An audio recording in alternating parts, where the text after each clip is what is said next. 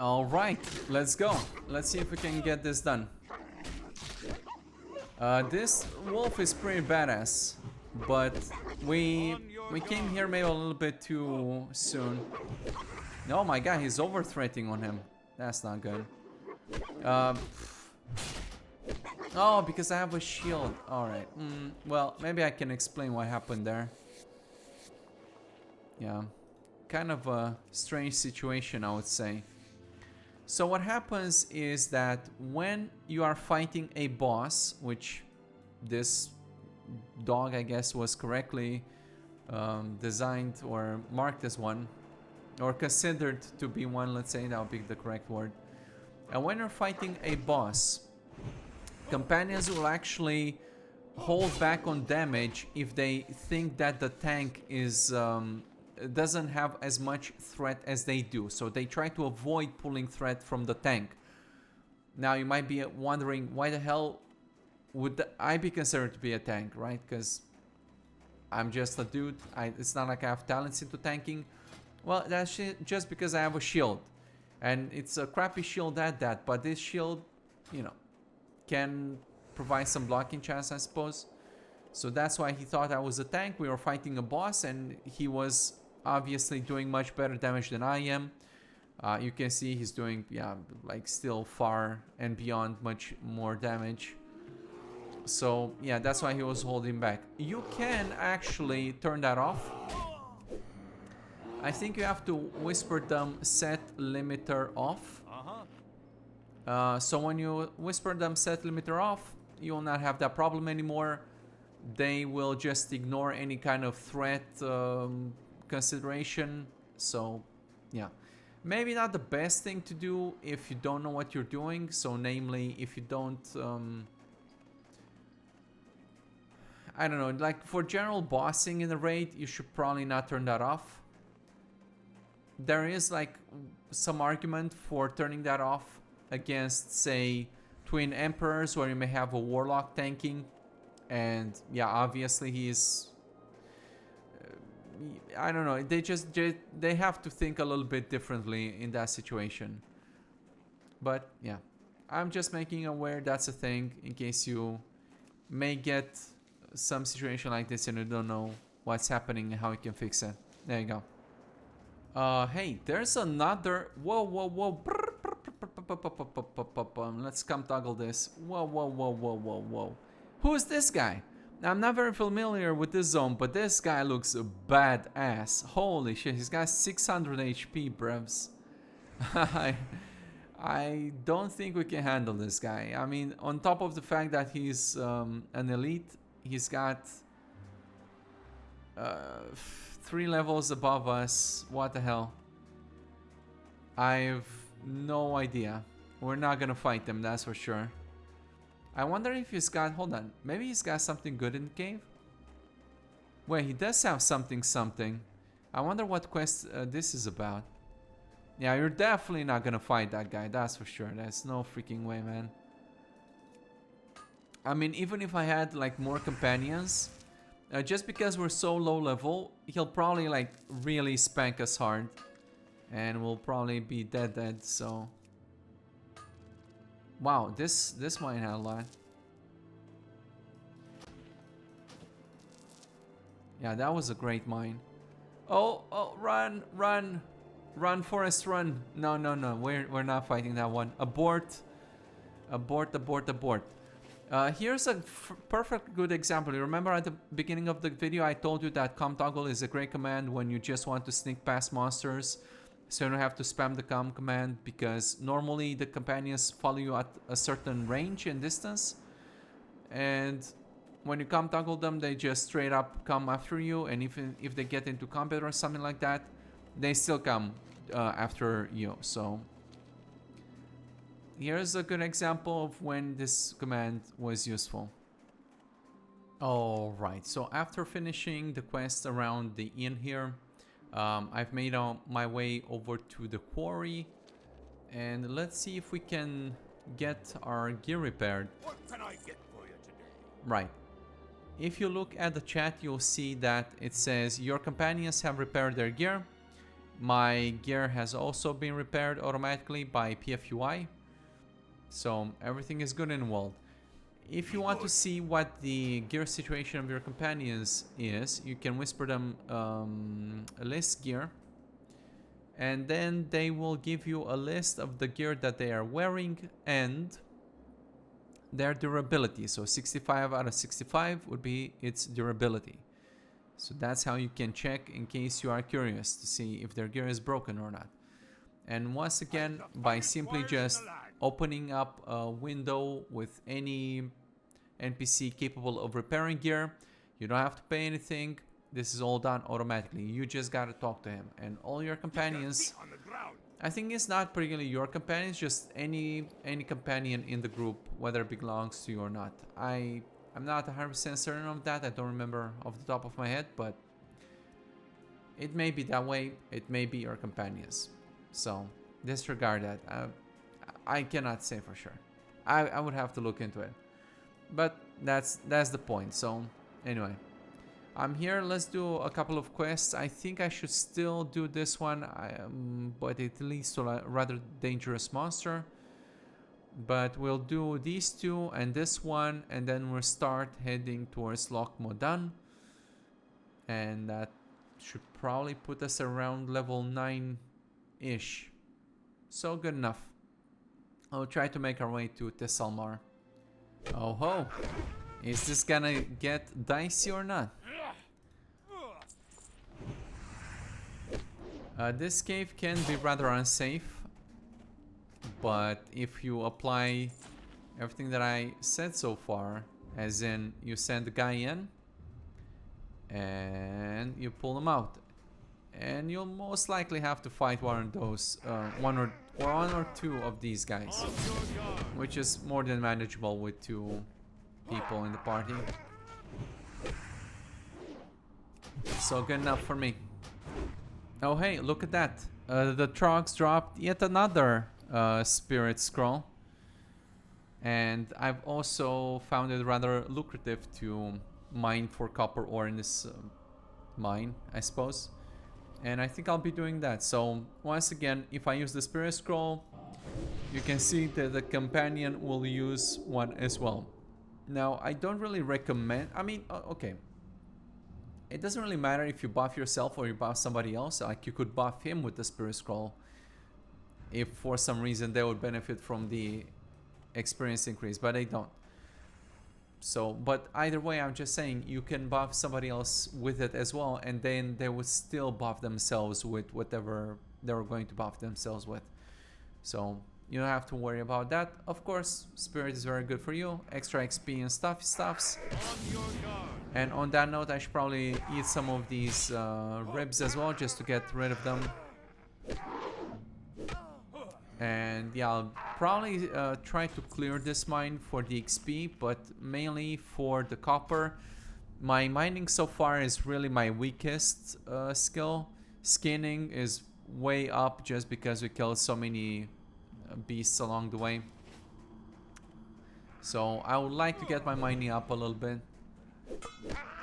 I'm definitely going to be doing blacksmithing, and definitely we're going to be doing the engineering as well. I forgot to mention that you can throw a bomb and your companions will throw one as well. So engineering, super good. Like holy crap, I would just even rush engineering. Like just get a bomb, any bomb, rough copper bomb, whichever, any bomb, get one. Absolutely good, very good. So yeah, and I also can't wait to just get in town and dump some of this stuff that I have here. Well, this looks like it's gonna get dicey. I don't know if I can survive this. Maybe... Nah. I made the mistake of just walking into this pack of mobs. And I did say I was gonna be careful, but was I really? No, I don't think so. Wait. Can my guy survive this? Just somehow, barely. Wait, if he can survive this, does he have... No, I think he gets resurrected at 10, right? But, I mean... Yeah. He can heal himself, he bubbles himself. What a Chad. Come on, man. Can I, yeah, I can bring him over here. I can whisper him to see list spells, and this would tell me what spells he has in the chat. He does not have Resurrection. He gets that level 10. Omega Sag. Yeah, he's gonna wait there. So when you're dead... Oh my god. Send me to Kingdom Come. You know what? This may have turned out to be a good thing. Because I would like to unload my inventory as well and just do some crafting so I can get rid of some of the materials that I have to put them to good use. And maybe I can even pick up, you know what, if I can do engineering and just learn the bomb. In this situation, you could have thrown a bomb down and I could have thrown a bomb down as well, and maybe that could have made a difference. So I think I'm just gonna return to life here. Because you're still below level 10, you still don't get any resurrection sickness, and even if I did, it's okay because I'm gonna go into town. I'll not record, like I'll just go to town, just use the materials that I have, maybe look into my banks to see if I have some materials stored up and just use as much as I can. I don't have that much money, but I don't think I need that much anyway. You know what, but while we are here, let me talk to you about the auction house, because it's very important. You can talk to the marketer. Okay, so on the server we have a bot, in a sense, that will buy items from the players, and he buys them at double the vendor value. So if I were to vendor this item for 1 silver and 86 copper, then I could double that price and sell it on the auction house, and you would be guaranteed that this would be bought, right? So you'd actually make the money. And the cool part about it is that, first of all, you basically double your profits, and second of all, other people get a chance to buy things that you sell. That includes a lot of these materials and whatnot. So just typically what I would recommend is that you keep your stuff and then you sell it to the marketer. You don't really have to do the math on it yourself.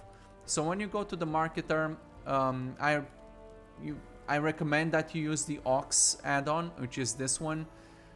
The reason for that is because you can much easier sell items at double price without you actually pricing them yourself. So for example, if I had this shadow gem, this one would sell for basically like 5 silver or something, right? And I think marketer should basically set not the marketer, the Ox add-on should set the price itself. I think there's someone worked on an updated version on Ox. This one still shows like wrong values. In reality, it should still post at 5 silver or at the correct value, even if it seemed initially like the wrong thing. But what you can do is you can select the value, just backspace it to delete it, and then it will just update at the correct value. Or just get the updated Ox from our Discord. So you basically just do like a simple post. I don't think I need a shadow gem, so that's 5 silver. I could use 5 silver. What I have to mention is that, first of all, there are two, well, there are probably more than 2 requirements, but the main one is that you have to put it at maximum double vendor value. So if it's 2.5 silver to sell to a vendor, then on the Ox you can sell it for 5 silver. But if you put it at 5 silver and 1 copper, for example, the marketer will not buy that. So you have to be very careful. It's also imperative that you put it at 24 hours and not below, because again, the marketer will not buy at anything below. It's very important. I put these restrictions just so I can make sure that, or not make sure, just to give other people a chance to buy your items that you put at relatively cheap prices, right? I mean, for you it's very profitable, right? I don't mind selling this for 5 silver. That's a lot of money at this point. So it's profitable for me. It's profitable for other people who may be looking for a shadow gem to buy, and 5 silver is really not that much when you're higher level. So a lot of, well, everybody wins. And as you can see, other people have already priced this at 5 silver. So exactly as I say, the marketer, I think, posts his own prices at much higher value than this. And, you know, I mean, if you're level 60 or something, you're higher level, 25 silver is not a big deal. But you can see other people, as they play the game at low level, they just sell, yeah, they just sell their stuff, they dump their stuff on the auction house, and yeah, everybody profits. Like basically, okay, let me put it on a different side.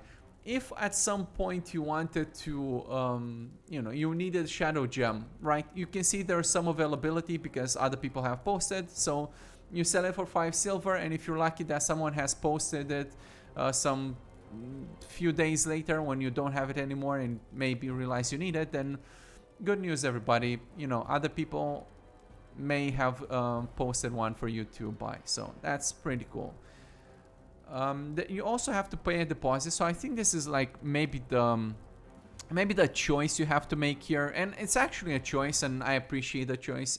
In fact, you have to pay a deposit, which is rather steep, 1 silver and 44 copper.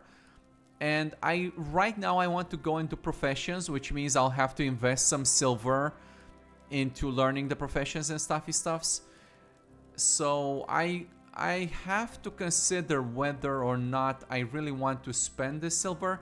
So if you're really starved for money, you should instead just vendor this straight away and just get like less money overall. But if you're really starved, then, you know, that's an option you can exercise.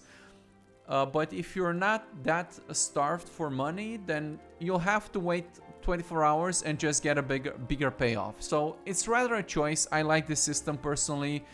It encourages you to post items on the auction house, and really the winners of this, I mean, yeah, you're getting more money overall, but the real winners are the people who actually need items, right? So you'll find a lot of gear. We can even look to see if we can find gear. Let me post this. And if we go to, well, I just don't really remember how to sort through things, but it's something like, let's say I want armor in the form of mail, and I think you hit search here. And lo and behold, everybody, you can see that people have posted this, right? So look at these warrior pants, right? These are so good for me. I could absolutely snatch these. 2 silver, super cheap, like super cheap, right? Everybody's posting at marketer prices. And actually what happens furthermore, you sell for 24 hours and let's say nobody buys it from you. And then this bot, this script, the marketer, buys your items that you posted at 6 silver, for example, and then he resells it more expensive. So in theory, an item can stay on the auction house for something like 48 hours, right? Because you sell it for 24, the marketer buys it before it, well, he actually bids on it before it expires, and then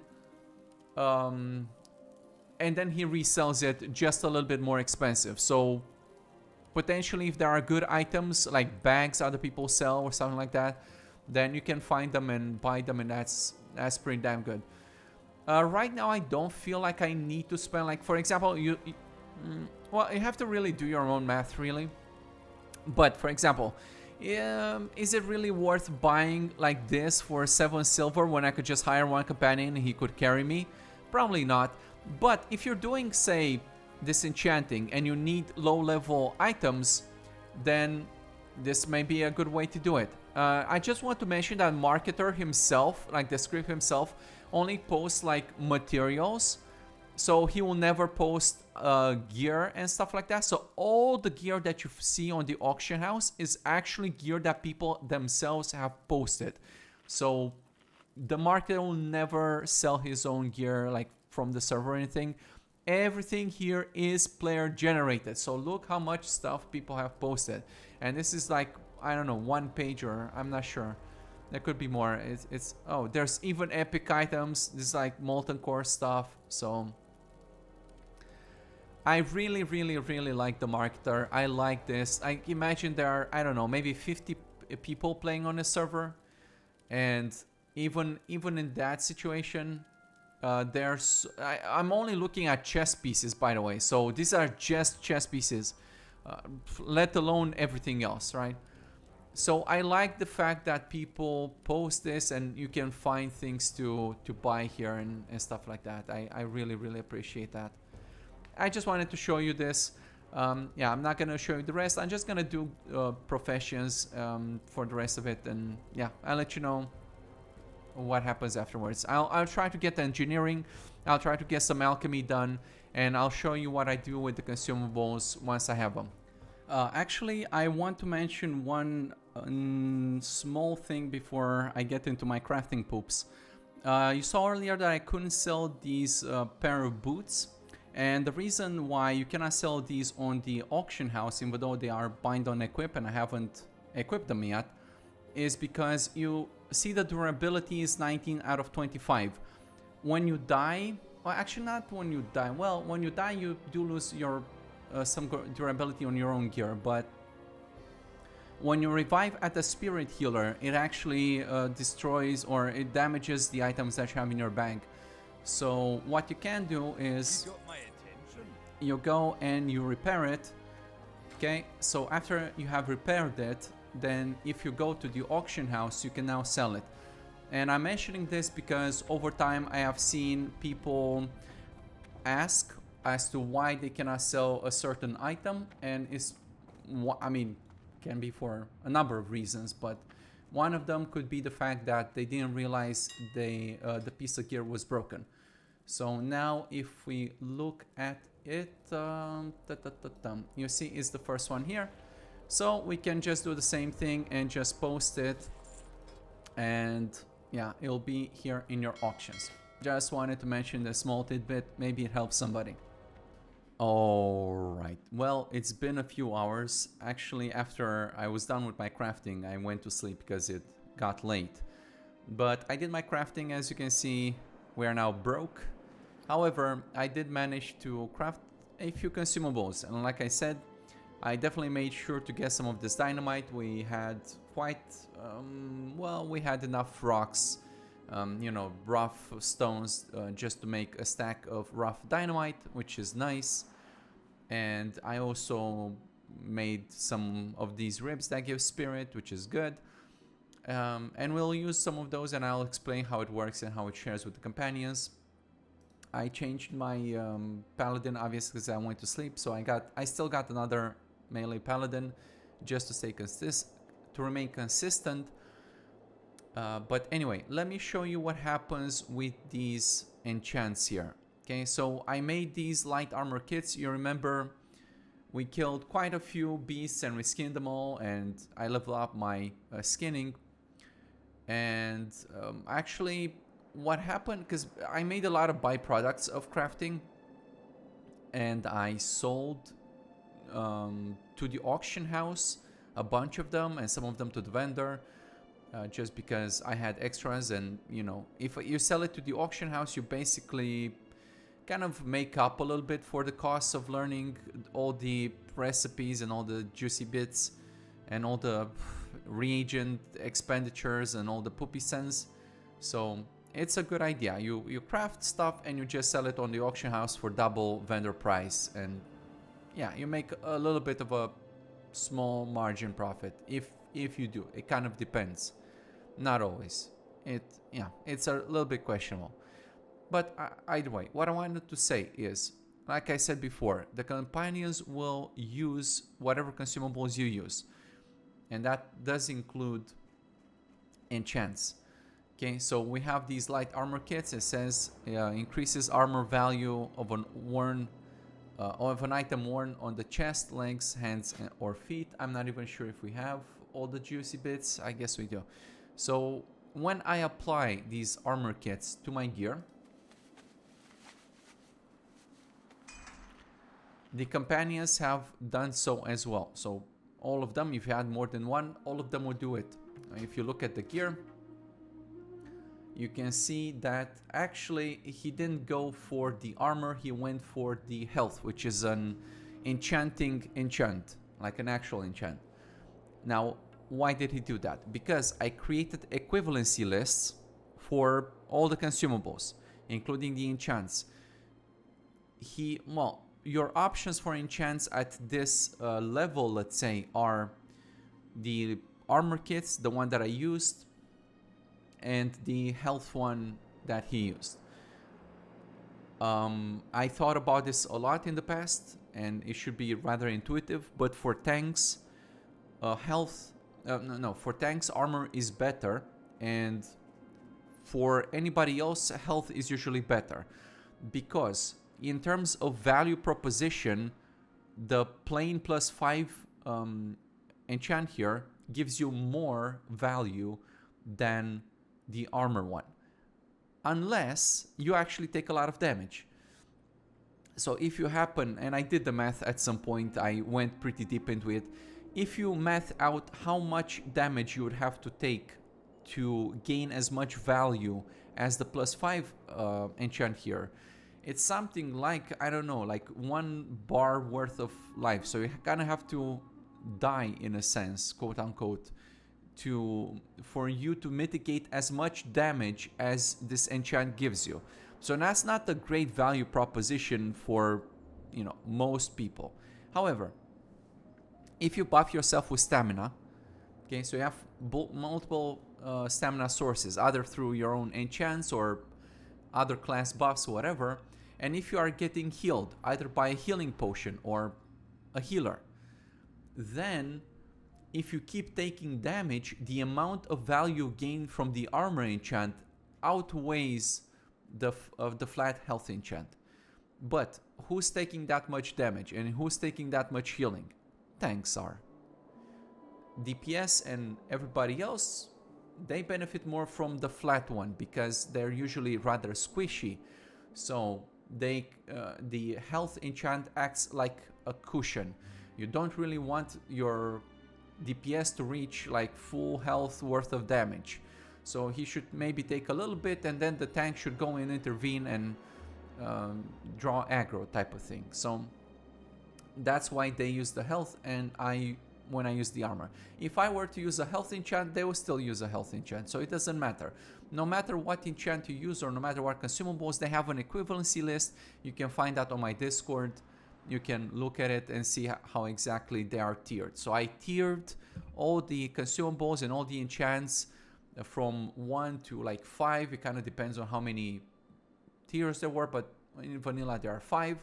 On TPC it grows by 1 or 2 tiers, that sort of thing. So this enchant is sort of tier 1, and they just look for a chest enchant in tier 1, and they pick an equivalent one that they think is better for the class. So that's how it works, and that's exactly how it works for the other things as well.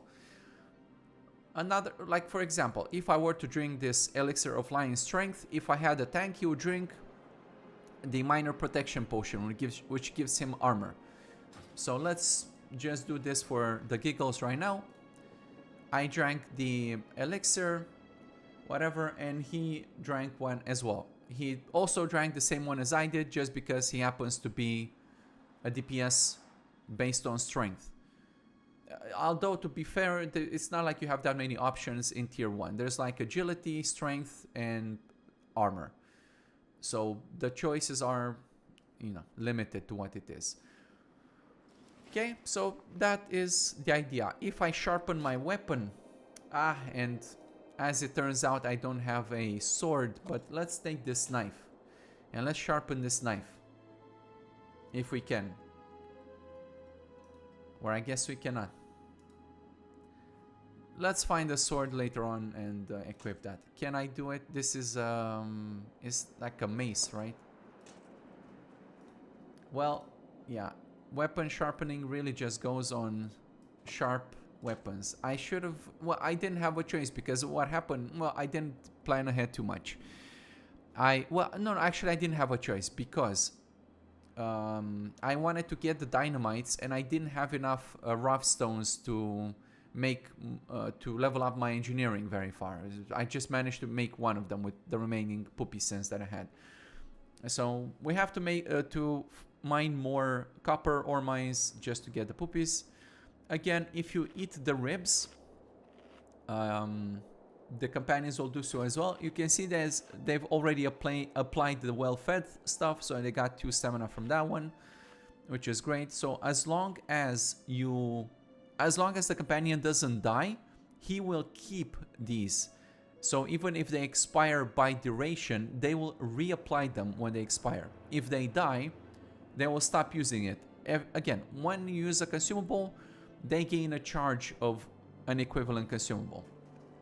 And I'll show you with the dynamite as well.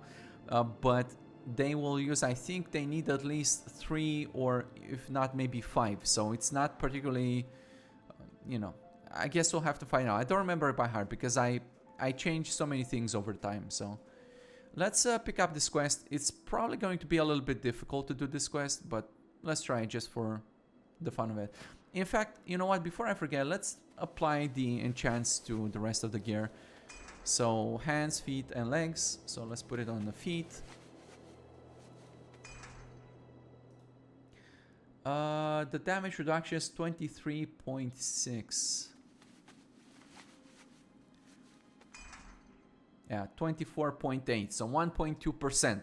Now think about that. Let's think about it. We heard the cries in the middle of the night. Then this morning, sure enough, the herd was missing 2 rams.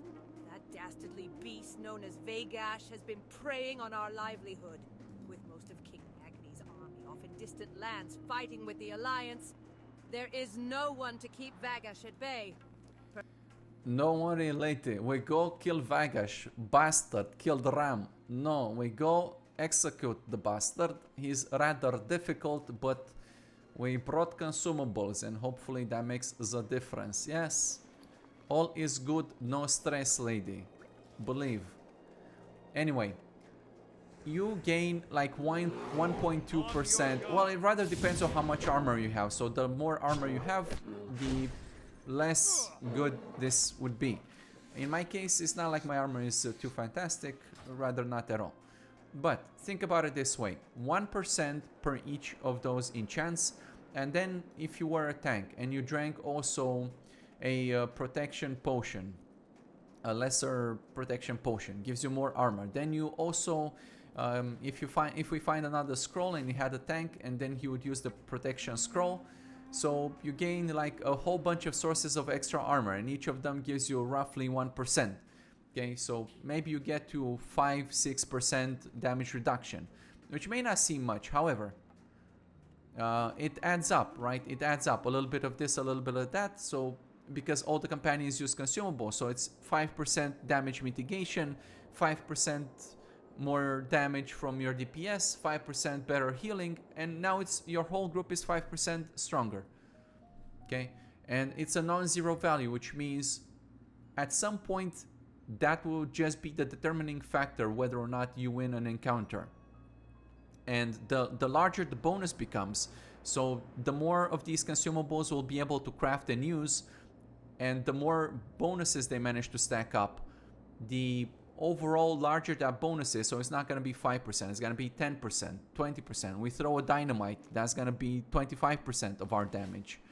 Okay, so it starts to add up, and the larger this bonus is, the more frequent it becomes that those consumables are the determining factor whether you live and die or how swiftly you clear an encounter. So in my opinion, it's super strong. At this point, it's not like too crazy. It's just a little bit of extra something. But eventually, it just snowballs and snowballs and snowballs. And in fact, I've parsed the companions many times, especially in the late game with licenses and everything.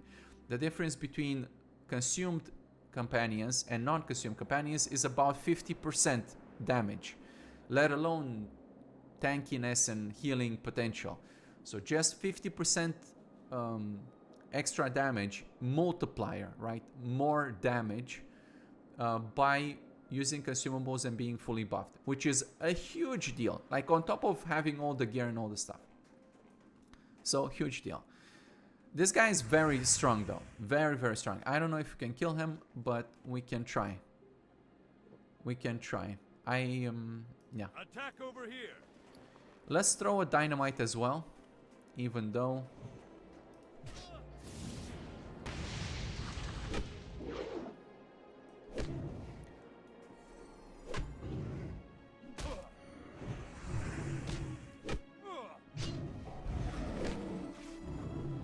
Yeah, I don't know if this guy can survive, and now that he switched over to me, it's really, really bad news.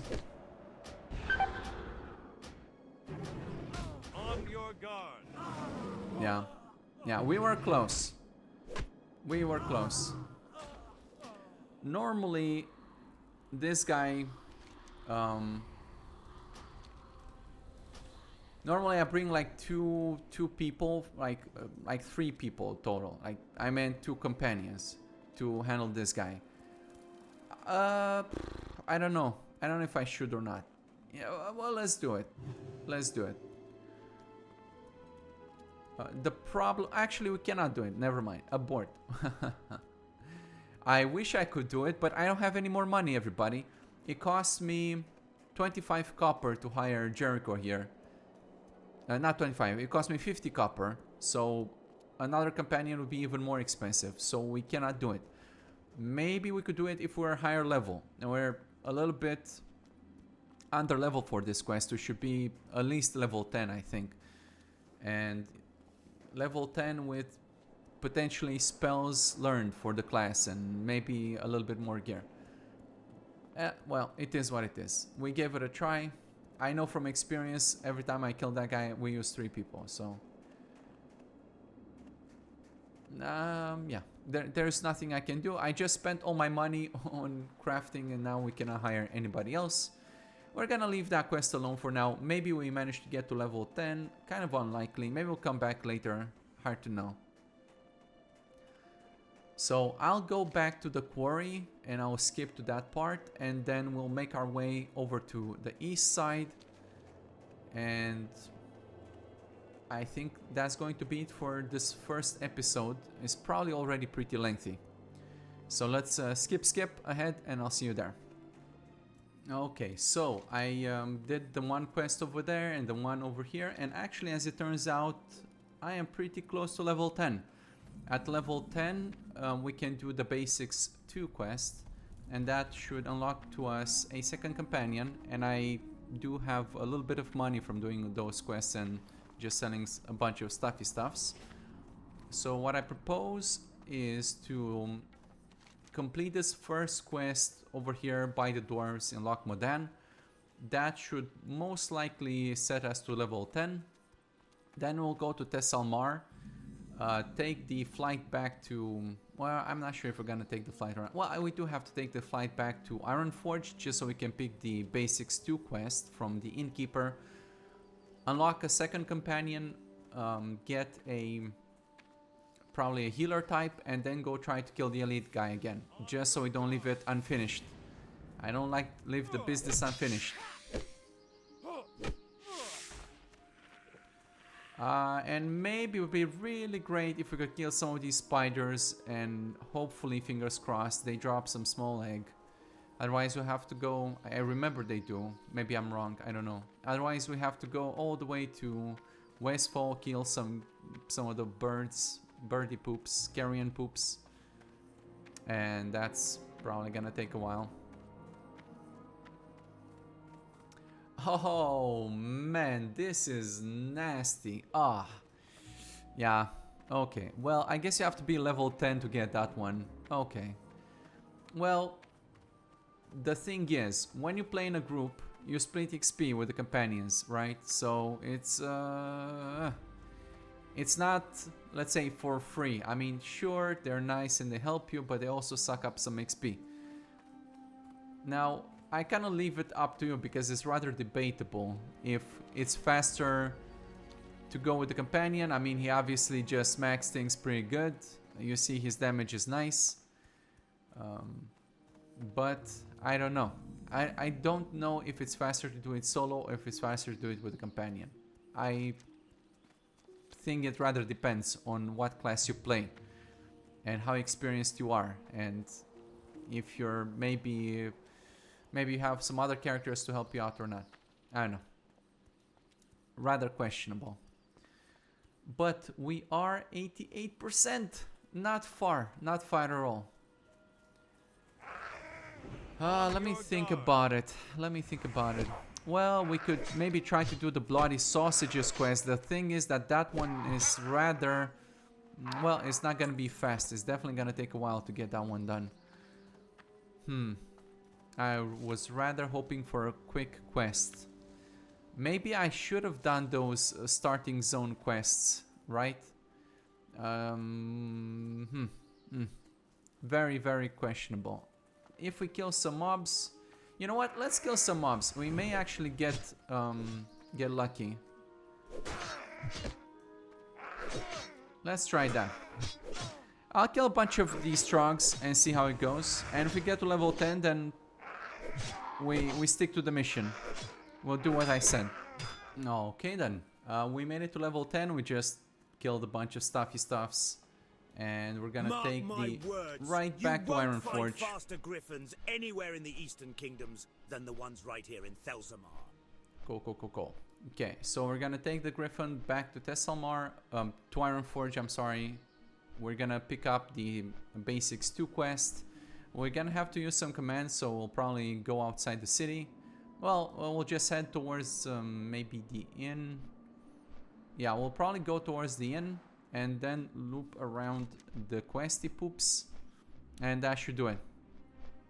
And we're probably not gonna quest in Tessalmar yet. We might just go to Goldshire, or maybe we'll even try to skip or dip all the way to Darnassus, because you can see my reputation with them is not good. But fortunately, by doing some more quests here in the Dwarven areas, we even got friendly with the gnomes. So the only ones remaining in order to get a druid are the elves. So maybe we should loop around the elvish area. And yeah, that could be a good plan. I'm probably gonna skip that part so I don't bore you with the journey. But yeah. Let's talk after I pick up the quest, eh? Okay, so here at the end, you talk to the companion representative in any city at all. Doesn't have to be in Ironforge. You pick up the Basics 2. It will ask you to use focus marks, poopies, CC mark, focus mark, that sort of thing. And it also recommends a CC companion. Set the CC mark on a mage companion to Moon. When fighting multiple humanoids, raid mark on one of them with Moon. You'll notice how the mage will attempt to polymorph the target with marked marked with Moon.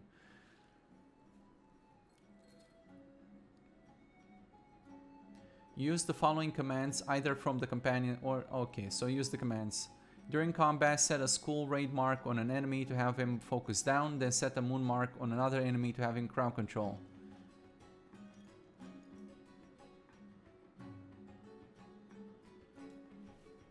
Okay, so I give some recommendations here. We can try, let's say, with a mage. Let's do what the quest recommends, is what I believe, because I know some people will try other combinations and it maybe doesn't work out. So let's, well, actually, this guy has a stun too. Let's try with just the paladin. I mean, the mage would work, obviously. He's got polymorph, it's great. Okay, so I picked up the quest. Let's just go outside towards some humanoids and get the job done. Alright, so we don't need to go for humanoids because paladins have Hammer of Justice and I can stun whomever. If you want to see... Okay, so by default companions come with some focus marks and CC marks pre-applied. DPS in particular, they come with the skull focus mark and a moon CC mark. So you don't really need to assign them. And if you click the button of focus mark, he will tell you in chat exactly what focus marks he has. You can apply multiple of them and they would prioritize them in the order that it is. And then if you click on CC mark, then it will show you what CC marks he has.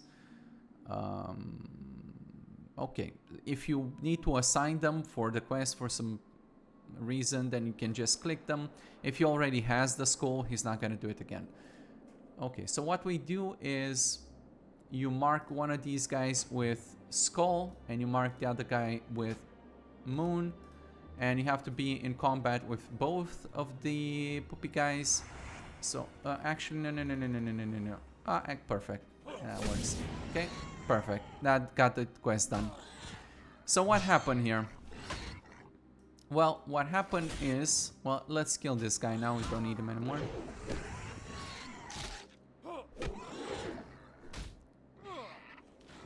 So what happened is that I put the moon on one of the boards and I put the skull on the other one, and the bot, he CC'd. So in the logic priority, first he's going to try to CC stuff that is marked with his CC mark, and then he'll go and try to attack whatever.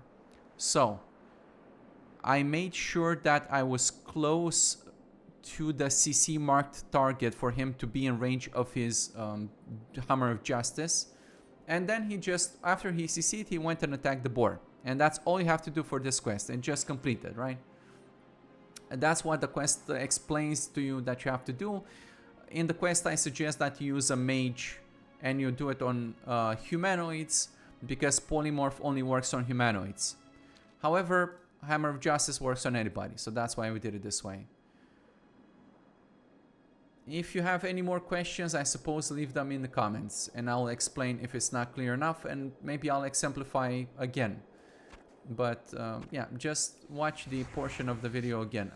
I'm saying this because some people had some confusion or struggle with this, so that's why I wanted to go over it.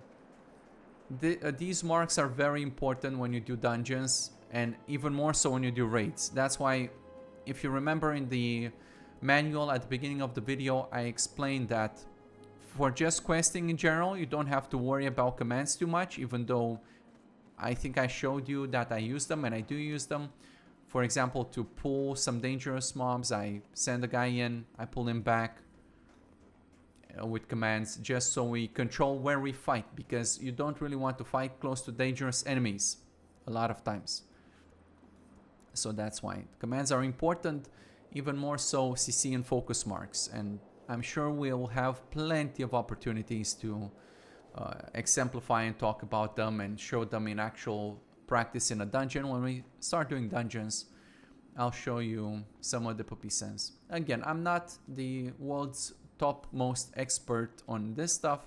I'm sure there are people who play on the server who are so much more experienced than I am, but you don't need to be a super expert to make use of something like this, right?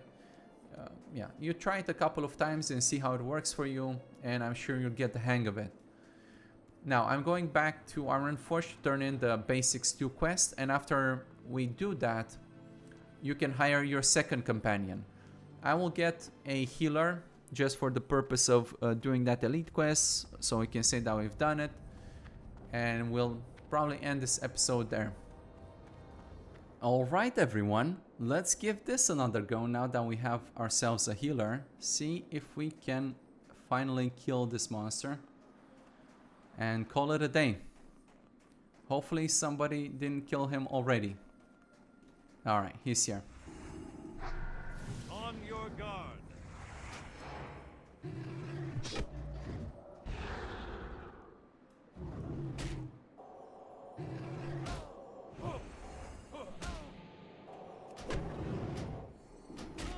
Yeah, way better now. Way better.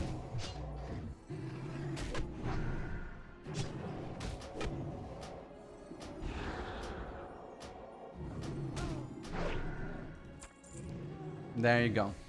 Super easy. Yeah, I always do it with 3. Maybe like if you're super savvy and you play some kind of hybrid class that can self-heal, maybe you have a chance to do it with 2. But I do it with 3. 3 is fine. What's on your mind? Very well done. Baron will be so happy when he hears the good news. To kill Vegash is no easy task.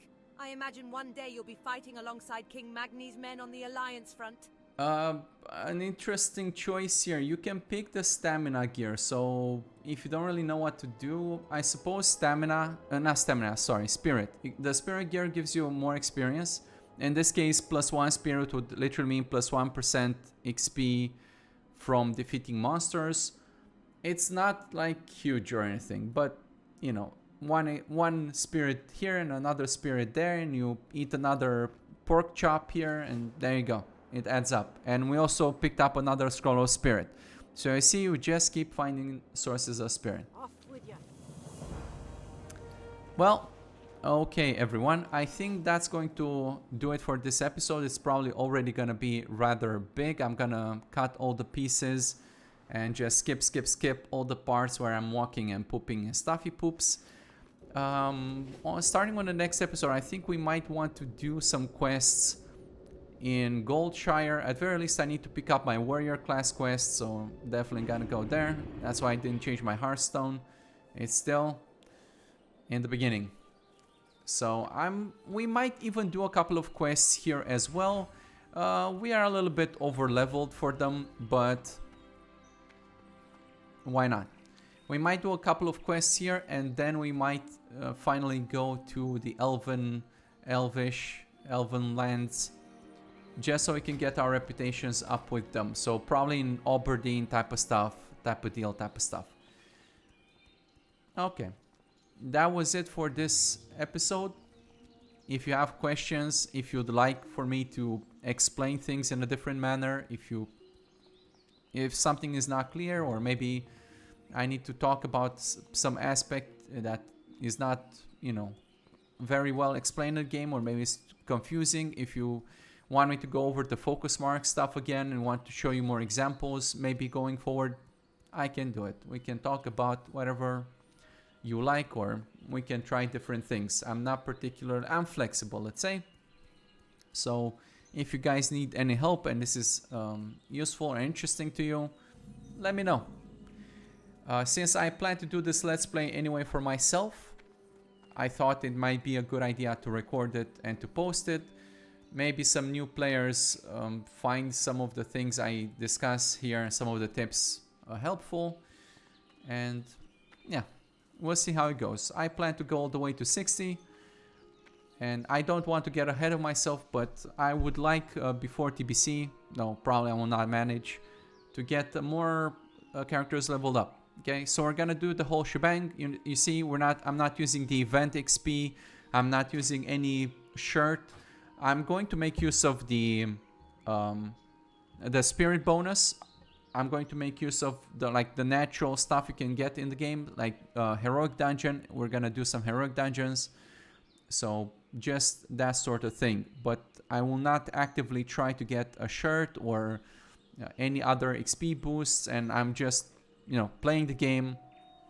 Not giving myself any bags or any GM advantages. I know some people ask, oh, if you can get yourself all the items, just give yourself all the bags and all the stuff. Well, you see, in my opinion, having the power of a GM is really kind of a curse. Not kind of a curse, it is in part of a curse, because it's very tempting to cheat and to just add stuff to your character. And of course I can give myself whatever.